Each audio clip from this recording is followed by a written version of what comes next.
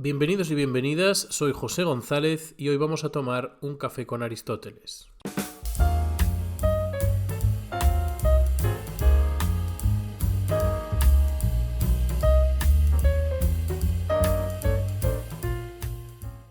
San Agustín se preguntó en su momento qué era el tiempo, y él mismo se respondió diciendo que si nadie se lo preguntaba, lo sabía, pero que si quería explicárselo a quien se lo preguntaba, entonces pues ya no lo sabía.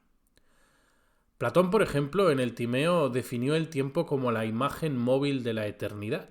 Y otros autores, como Boecio o Plotino, dijeron el primero, que el tiempo es aquello que limita a los seres finitos, y el segundo, que el tiempo es la vida del alma en cuanto discurre de un acto a otro.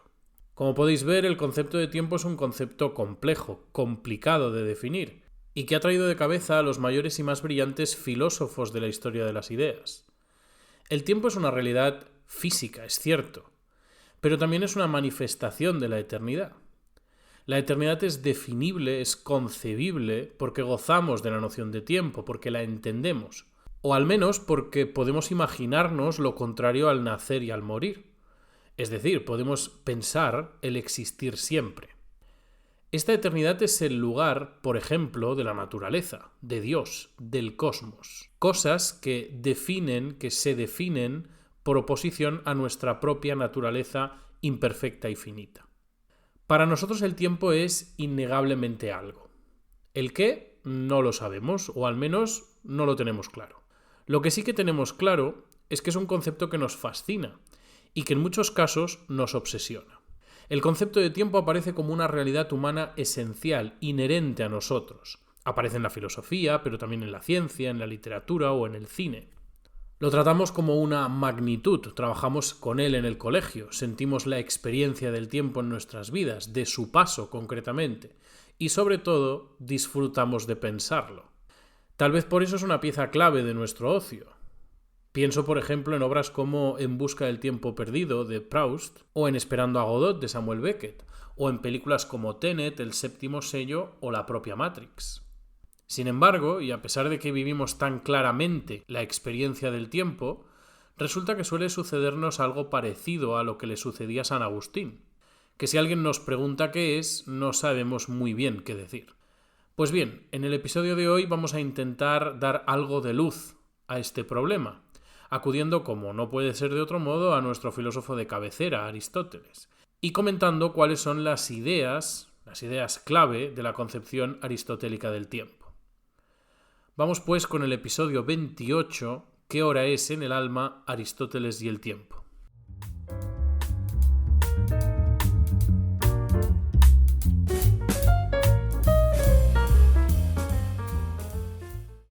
Hablemos pues del tiempo.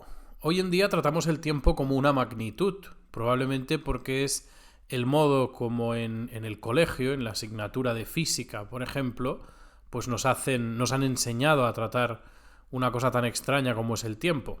Aunque también en nuestra vida diaria, digamos el aspecto pragmático de nuestra vida, pues también nos ha hecho relacionarnos con el tiempo como si fuera eso, como si fuera meramente una magnitud. Nosotros medimos el tiempo, entendemos el curso, su transcurso. O sea, entendemos que el tiempo es algo que pasa inevitablemente y asumimos que indefinidamente. Y eso nos permite jugar con él. Nos permite limitarlo en secciones, organizar este paso del tiempo en pequeños grupos de tiempo concreto, hacer cálculos y hacer un conjunto de cosas más con esa línea, con ese progreso presumiblemente infinito del tiempo. Pero hoy no vamos a trabajar con el tiempo. Hoy no vamos a dedicarnos a explorar el para qué sirve el tiempo, el cómo usar el tiempo, sino que el episodio de hoy consiste en preguntarnos por lo que es, en qué consiste el tiempo, cuál es su naturaleza. Efectivamente, el uso del tiempo no responde a la pregunta por su naturaleza, son preguntas diferentes. Ni siquiera responde a la pregunta por su misma existencia. ¿Existe verdaderamente el tiempo o es solo un mecanismo que hemos inventado para hacer vivible nuestra vida?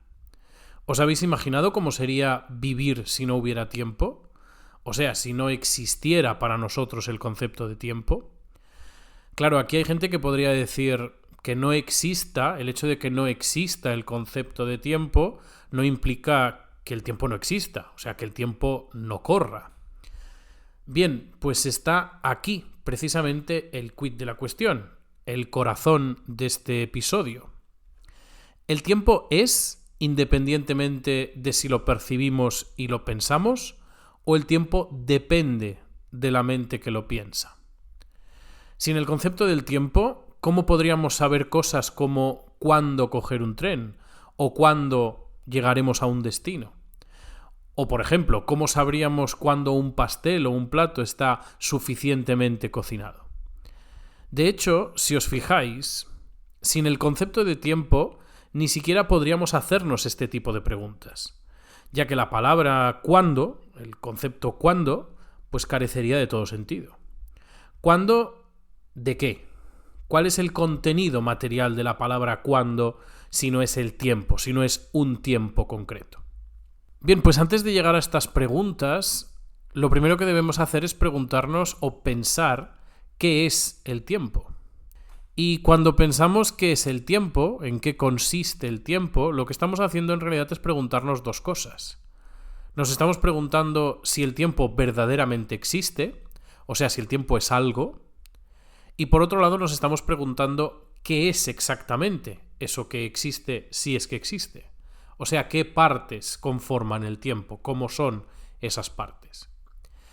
Empecemos, si os parece, desde la segunda pregunta hacia la primera. Las partes del tiempo son, como es obvio y es en general, no es una cuestión de Aristóteles, pues son tres: pasado, presente y futuro. Examinemos pues estas partes. Por ejemplo, empecemos por el pasado. El pasado es aquello que fue, pero que ya no es. Por lo que, de hecho, el pasado no existe. No es nada que podamos señalar concretamente. Esta es una visión interesante, porque normalmente entendemos el pasado como el origen de lo que somos, le damos como un valor simbólico muy relevante. Pero eso es un pasado biográfico, no es un pasado temporal. Es un pasado simbólico. Eso es lo que nos contamos a nosotros mismos sobre el pasado. El pasado por sí mismo, por su definición y por tanto por su naturaleza, es algo simplemente que ha dejado de ser. Y además, cuando hablamos de él, mientras estamos hablando de él, necesariamente debe haber dejado de ser. No podríamos hablar de un pasado en presente. El pasado necesariamente tenemos que haberlo dejado atrás para poder estar hablando de él. No vale que digamos, claro, pero como un día fue, podemos afirmar, podemos sostener que el pasado tiene una cierta existencia. No, el pasado ha dejado definitivamente el ámbito del ser. Es un tiempo que no vuelve y que además no puede volver. Y por tanto, y por eso mismo, el pasado ha dejado de ser en absoluto, no existe en absoluto. Algo similar pasa con el futuro. El futuro es aquello que será y que por eso mismo ahora mismo no es. El tiempo futuro carece de existencia del mismo modo que lo hace el tiempo pasado. E insisto, no caigáis en la tentación de entender aquí pasado y futuro en términos biográficos. Aquí estamos hablando puramente del tiempo, de la concatenación de instantes concretos que forman el pasado y que forman el futuro. Por tanto, pasado y futuro no están en la existencia, no tienen ser, no tienen valor ontológico. Por tanto, si nos queremos preocupar sobre lo que es el tiempo, está claro que no podemos contar ni con el pasado ni con el futuro, ya que estos dos tiempos carecen de contenido ontológico. O sea, se definen por no ser, o bien porque ya han dejado de ser, o bien porque aún no han sido. Lo único que nos queda, entonces, es el presente. El presente, o como lo llamará Aristóteles, el ahora, es lo único por lo que podemos definir la existencia del tiempo. El ahora es un instante, el instante concreto en el que estamos, y como instante no es extensible en el tiempo, en la línea del tiempo. Y aquí aparece otra dificultad. El ahora no es más que un punto en una recta. Cada instante, cada presente, dura precisamente y exactamente lo que dura un punto en una recta. Es unidimensional. El ahora es, por tanto, lo que sucede en cada momento. Y por ello, todos los ahora que existen son distintos entre sí. aunque al mismo tiempo también son el sustrato del paso del tiempo. Es lo que nos indica el cambio en la línea del tiempo. Y en ese sentido, todos los ahora son siempre lo mismo. Entender esta idea acerca del ahora, el ahora como instante, distintos todos ellos, y el ahora como sustrato es verdaderamente importante para lo que vamos a presentar a continuación, que es la definición de Aristóteles del tiempo. Propiamente la definición que nos da Aristóteles en la física. Aristóteles en la física nos dice que el tiempo es el número del movimiento según lo anterior y lo posterior. La palabra clave de esta definición, la que nos dará la pista de cómo entenderla, es la palabra kinesis, que traducimos como movimiento o cambio. En el griego del tiempo de Aristóteles, esta palabra, la palabra kinesis, significaba las dos cosas, significaba movimiento y significaba cambio. Y eso es en realidad porque el movimiento es un tipo de cambio, aunque no sea el único. Para lo que a nosotros nos interesa, el tiempo se refiere al cambio, al movimiento, aunque no se identifica con él. O sea, el tiempo no es meramente movimiento, no es meramente cambio. Sin embargo, no podríamos pensar el cambio, no podría haber el cambio si no hubiera tiempo, así como tampoco podría haber tiempo, podríamos percibir, tener la experiencia del tiempo si no pudiéramos observar, ver o no hubiera el cambio. Vamos, que el tiempo depende del cambio y al mismo tiempo mide el cambio. Hace las dos cosas al mismo tiempo y por eso no se identifica con él. Y haciendo estas dos cosas, dependiendo de él y midiéndolo, nos hace posible a nosotros, a los seres humanos, esta experiencia del tiempo. Con esta breve explicación, en realidad atendemos ya a la definición de Aristóteles que os acabo de leer. El tiempo es el número del movimiento según lo anterior y lo posterior. O sea, el tiempo se refiere a la cuantificación de un cambio en la realidad respecto a dos instantes distintos. Dicho de otro modo, tenemos conocimiento, experiencia del tiempo, cuando somos capaces de identificar lo que sucede entre dos ahoras, entre dos instantes presentes. El cambio que percibimos ahí, lo que percibimos en el medio de esos dos instantes, es a lo que llamamos tiempo. Llegamos con esto a una cuestión fundamental, y es que el modo habitual de entender el tiempo es entenderlo, como ya hemos dicho, como una magnitud, pero como una magnitud que señala algo objetivo, algo independiente del observador, independiente de nosotros. Sin embargo, cabe que nos preguntemos cuánto depende de nosotros la naturaleza del tiempo. O sea, hasta qué punto podemos pensar que lo que el tiempo es, su propia existencia, depende de nuestra propia percepción. Para esto nos vamos a fijar en la primera palabra de la definición, la palabra número, arismos. La palabra número aquí se refiere a lo que se mide, o sea, que el tiempo consiste en medir lo que hay entre dos ahoras, lo que hay entre un antes y un después. Pero para que haya un número medido de algo, es necesario que exista alguien o que exista algo con la capacidad de medir, el agente numerador. Esta es la lógica de Aristóteles. Si el tiempo resulta ser algo medible, en tanto que medido, debe haber alguien que haga de medidor. O dicho de otro modo, si no hay quien mida la cosa, entonces la cosa medida no puede existir. Esto es lo que nos ilumina acerca de la naturaleza propiamente del tiempo. El tiempo no es un cambio, no es un objeto sustancial. El tiempo es una relación. El tiempo es una relación que nosotros percibimos en función del movimiento y de lo que limita dos instantes presentes, dos ahoras. Por tanto, como el tiempo es una relación, depende necesariamente de nosotros, que somos quienes percibimos y elaboramos esa relación. Esto nos lleva a una tesis realmente comprometida, y es que extendiendo esta posición resultaría que la existencia del tiempo, al menos del tiempo tal como lo entendemos, exige, necesita la existencia del alma o de la conciencia, ya que sin ser conscientes, sin la posibilidad de la experiencia del tiempo, el cambio que lo define no sería cuantificable, porque no seríamos capaces de captar la relación. La relación dejaría de existir al no haber una conciencia que la capta. Tenemos experiencia del tiempo porque somos capaces de distinguir esos dos ahoras. Pero ¿y si no tuviéramos esa capacidad?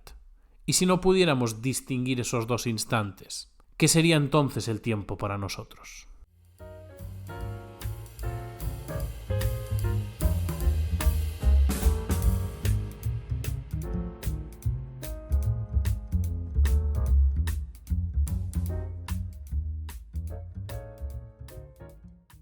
Por tanto, el tiempo depende en una medida importante del observador. Existe por él, está en su esencia.